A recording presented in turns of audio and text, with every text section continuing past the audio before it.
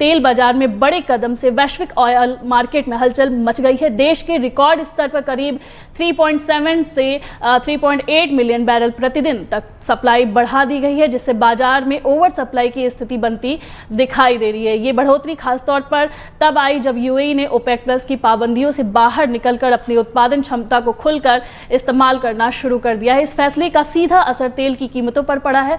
पहले जहां युद्ध और सप्लाई संकट के चलते कच्चे तेल की कीमतें $120 के पार पहुंच गई थी, वहीं अब बढ़ती सप्लाई के कारण कीमतें गिरकर करीब $70 के आसपास आ गई है। यानी बाजार अब कमी नहीं बल्कि ज्यादा सप्लाई की चिंता से जूझ रहा है। यूएई की इस रणनीति को सऊदी अरब के लिए बड़ा झटका माना जा रहा है।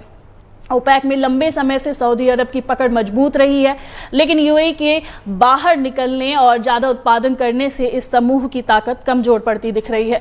इससे सऊदी की मार्केट कंट्रोल करने की क्षमता पर भी असर पड़ सकता है। भारत जैसे देशों के लिए ये स्थिति फायदे वाली साबित हो सकती है। भारत अपनी ज़रूरत का करीब 85% तेल आयात करता है। ऐसे में सस्ता कच्चा तेल सीधे तौर पर महंगाई और पेट्रोल डीजल की कीमतों पर राहत दे सकता है।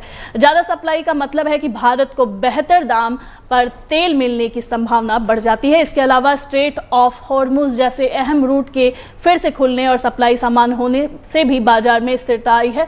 खाड़ी देशों में तेल की शिपमेंट बढ़ने लगी है, जिससे ग्लोबल सप्लाई चेन धीरे धीरे पटरी पर लौट रही है। कुल मिलाकर यूएई का ये कदम ग्लोबल ऑयल मार्केट की दिशा बदलने वाला साबित हो रहा है। एक तरफ सऊदी अरब और ओपेक की पकड़ कमजोर हो रही है, तो दूसरी तरफ भारत जैसे देश आयातक देशों को सस्ते तेल का बड़ा फायदा मिल सकता है।